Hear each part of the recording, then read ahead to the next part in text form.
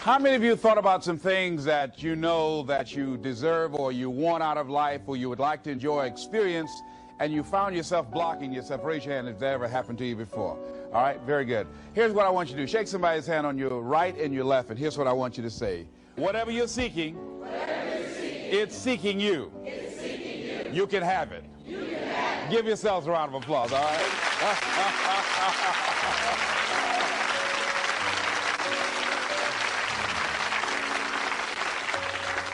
Now, the reason I brought that up is I was riding with a friend the other day, and I know this friend of mine who has been working on a job where she's been miserable for a long time. She was telling me about how she was miserable on the job and how she was so unhappy. So I said, if it's that stressful and if it's causing you that much pain, I say, why don't you just quit and do something else?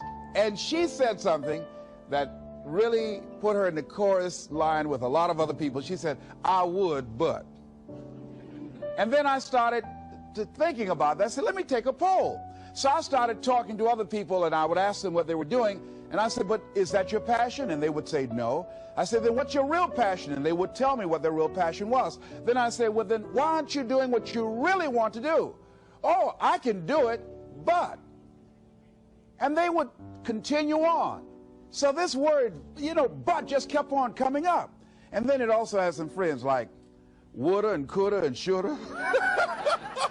And one day, I'm going to have my own business. Those people who talk about one day I'm gonna. Some of y'all know some of those one day I'm gonna people. Raise your hand. Some of you get up in the morning and look in the mirror at that person. I just tease it, all right? So how is it that many times we block ourselves and we use these words almost like we're in a trance, like we're sleepwalking through life, that we find ways to cancel out our dreams? And I think that but is a dream killer, that a lot of things that we want to do, a lot of places we would like to go, a lot of things we would like to experience, and we just stop at but, and we build a case. In fact, I was reading something the other day that talked about but. It says but is an argument for our limitations, and when we argue for our limitations, we get to keep them. See, but will cause you to procrastinate, but will cause you to hide out behind fear, but will cause you to come up with all type of excuses that you can validate your inaction and not acting on your dream. And right now, more than ever, people need to look for ways to live their dream. People need to look for ways to make it on their own. There is no such thing as job security. There's no such thing as a storm-proof or tragic-proof life. There are no guarantees today, ladies and gentlemen. The illusion is gone. There was a time when we graduated from high school, you were told, go to college and get out, and you go and work for a corporation for 30 or 40 years. They'll give you a gold watch and you'll retire. Special announcement, that day is gone. That day is gone, never to return again. So instead of people living in fear, feeling stressed out, feeling powerless, feeling like victims, I think it should be a time that we need to begin to look at ways that we can become an active force in our own lives. Look at ways when we can decide to take charge of our own destiny. Look at ways when we can decide to design a life of substance and begin to truly live our dreams. And it's time for people to decide, I'm ready to get on with my life. Shake somebody's hand on your right and left. A guy named Bob May say this, don't let nobody turn you around. Do that right quick.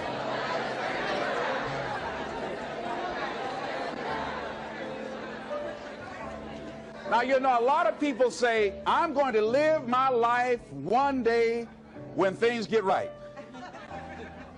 When I get all my bills paid. When I get my feet on the ground. I say, what have you been walking on? See, there are no problem-free moments. A guy named Dimples had a record one time called, If It Ain't One Thing, It's Another. And I say, if it ain't one thing, it's 12 others. Always something there to build a case on why you can't move on, why you can't grow to the next level, why you can't begin to manifest your greatness, why you can't begin to live life on your terms. Always something there to block you, to keep you where you are, and keep you from beginning to develop your true greatness. Always some fear. How do we handle it? And I'm saying that if you've been hiding out behind but, if you've been using the fact that you don't have enough money or you don't have the education, take it head on. Go get the education. I was saying to a guy the other day who was saying, I said, how old are you? He says, 47 years old. I said, your sister tell me that you can't read. He said, that's right. I said, why? Well, you know, I didn't go to school. I said, excuse me, how old are you? I'm 47. 47? Yes. And you can't read or write? Yes. Have you ever heard of adult school, adult education? Have you decided that you should learn how to read to begin to expand your world? Why are you using that as a racket? Why don't you decide now that you're going to expand your world, that if other people can learn, you could learn too? Well, it's hard for me. Have you been and sat in a class yet? Have you signed up yet? No, I haven't. See, a lot of people say no, ladies and gentlemen, to things, and they don't even know what they're saying no to. They haven't even challenged themselves. He hasn't even gone to sit into a class and say, teach me how to read. Instead, it's been easier for him to go through life, he thinks, trying to play a whole con game, pretending he knows how to do something that he doesn't know how to do. And you know what? Most of us go through life like that. Most of us go through life pretending that we're satisfied where we are, pretending that everything is okay, pretending that we don't have any special goals or ambitions or desires, when really deep down inside we do really want more.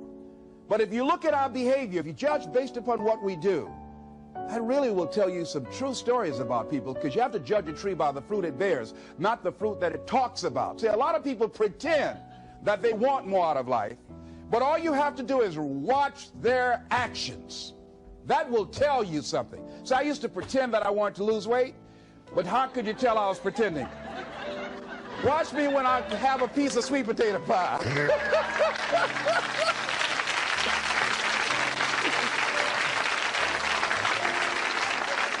Let me get within walking distance of some peanuts, some potato chips. See, I was pretending that I really wanted to lose weight. No, you just watch what I eat. I tell you what I'm seriously committed to.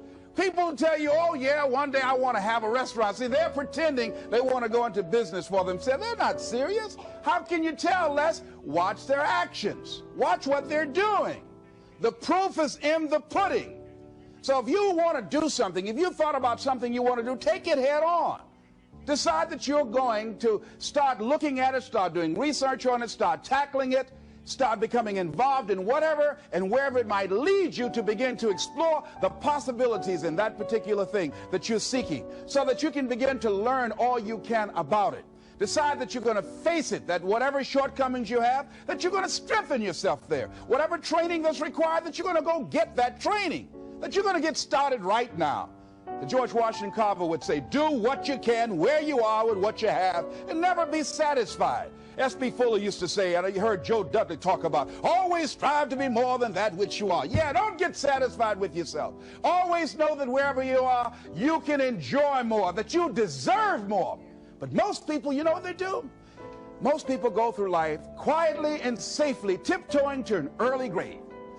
Find out what it is you want and go after it as if your life depends on it. Why? Because it does.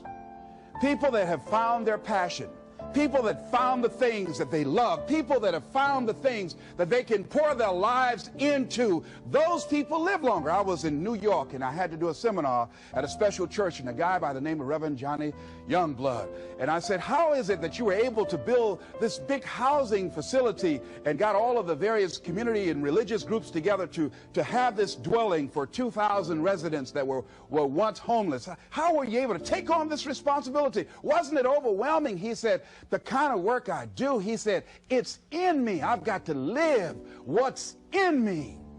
And I think that's everybody's desire in life. You got to live what's in you. Life is just too short and unpredictable. But what do we say? But there'll always be tomorrow. Oh no. There's no guarantees you're going to show up tomorrow.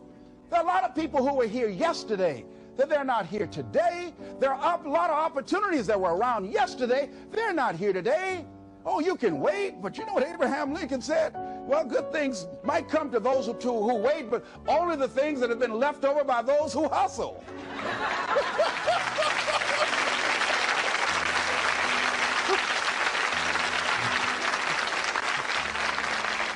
So who want to go through life picking up leftovers? You deserve much more than that. The leftovers that somebody has left you. So take it head on, begin to explore it. Here's something else. Decide to do it now. Decide whatever you want to do, that you are now going to become actively involved right now, exploring the possibilities for you. That you're going to look at it and do just a little bit of it right now. When I decided to become a speaker, I didn't just quit my job and just ran out and say, I'm a motivational speaker. No.